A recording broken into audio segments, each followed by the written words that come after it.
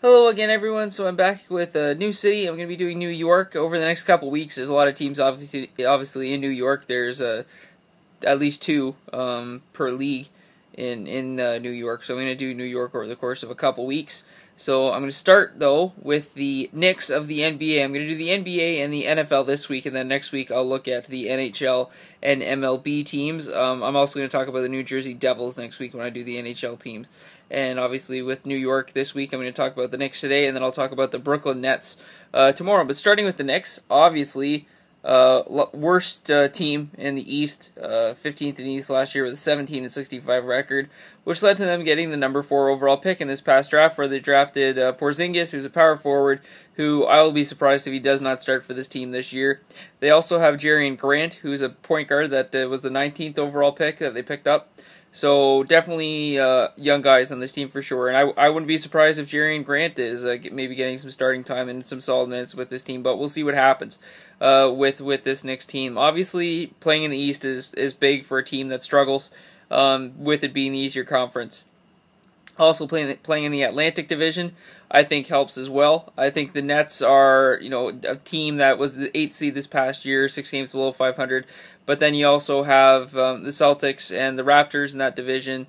So it's definitely a division that you can find teams that you can compete with in that division, and teams who are also struggling and looking to get better, with the 76ers being the other team in that division.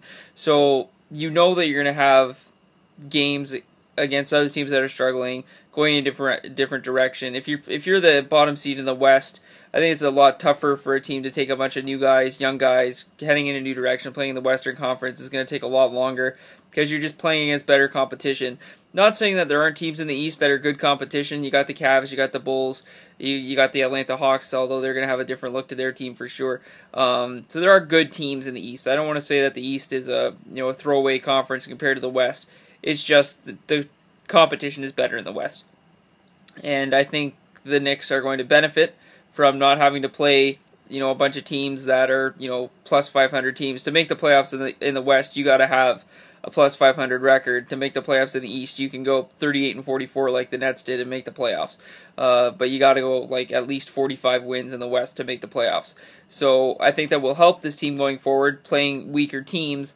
Obviously, once you get to the playoffs and you got to get to the Western Conference, that's going to make it tricky. And obviously, you're going to have to look down the road and say, can we compete with the Cavs? Can we compete with the Bulls and those upper echelon of teams in the East? And I'm not quite sure they're there yet, but they definitely have players on this team that I think are underrated, underappreciated. And I think that's where I'm going to start with, is with Carmelo Anthony. He averaged 24.2 points per game last year, 6.6 boards, 3.1 assists, and a lot of people, at least ones I talk to, and who are NBA fans, aren't big on Carmelo Anthony. And I think you can't look at Carmelo Anthony as being a LeBron James 2.0 or a Chris Paul kind of a player or anything like that. But he still averages almost 25 points per game, and that's a guy that you can have as the all-star of your team, as the building block of your team. When you look at other teams in the East, especially in the Atlantic Division, the cornerstone of the Raptors, DeMar DeRozan, Kyle Lowry, and they're not 25-plus point per game guys. They're like 20, 22 point per game guys. Then when you look at the Celtics, I wouldn't even tell you who their number one guy is, because I think they got a lot of guys there on the Celtics who are going to be 15 to 20 point per game guys, but I don't think there's one guy in the Celtics that's going to be a 25 point per game guy right now. When you look at the Nets, is it Jarrett Jack? No. Is it Johnson? No. Is it Brooks Lopez? No. They don't really have anybody on their team that can do that. And then when it comes to 76ers, again, couldn't tell you a single guy who I think would be a 25 point per game guy for the Sixers. So really, when you look at this division, Carmelo Anthony, I think, if you were to pick an MVP for the Atlantic Division, and a guy who you would want to build a team around and have young guys learn from, I'd say Carmelo Anthony is the guy in the Atlantic Division. Again, the Atlantic Division is weak, so that's not a very strong argument for me to make. I'm just breaking it down with those 5 teams. And like I said, 24.2 points per game is nothing to just shrug off. Definitely a guy who's going to play well for this team. And I think it's important to have a guy like that on this team. When you look at the guard situation, like I said, you have Jerian Grant, 19th overall pick. I wouldn't be surprised to see him start. If I were to pick the two guards, though, right now, who would start for this team, for me it would be Galloway and Shved. Galloway last year, 11.8 points per game, 4.2 boards, 3.3 assists, and Shved had 14.8 points per game with 4.6 boards and 3.6 assists. I know you have Aflalo, I know you have Jose Calderon, and for sure those guys could be starters. I don't think they're starting talent.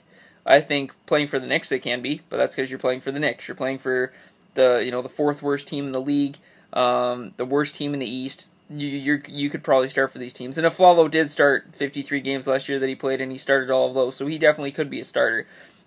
I just think it makes their bench stronger.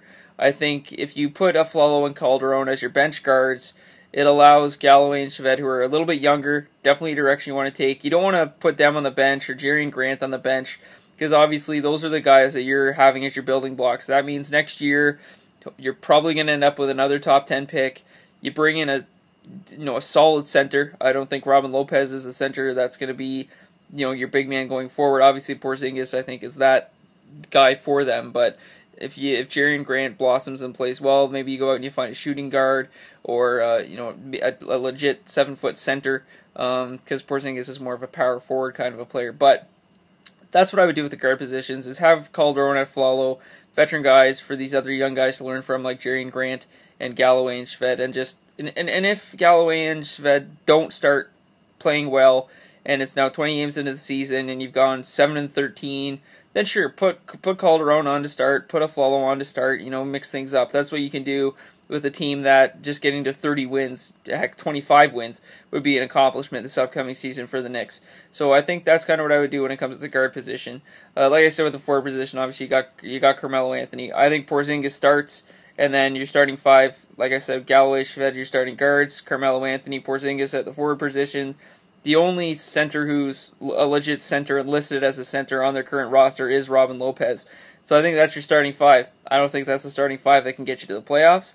I don't think that's a starting five that can get you to a 500 record. I think that's a starting five that's going to turn this team around, point in the right direction, and get you to 25, maybe 30 wins. Because when you look at Robin Lopez, 9.6 points per game, 6.7 boards, that's not going to cut it. They don't have a legit 8+ board guy on this team.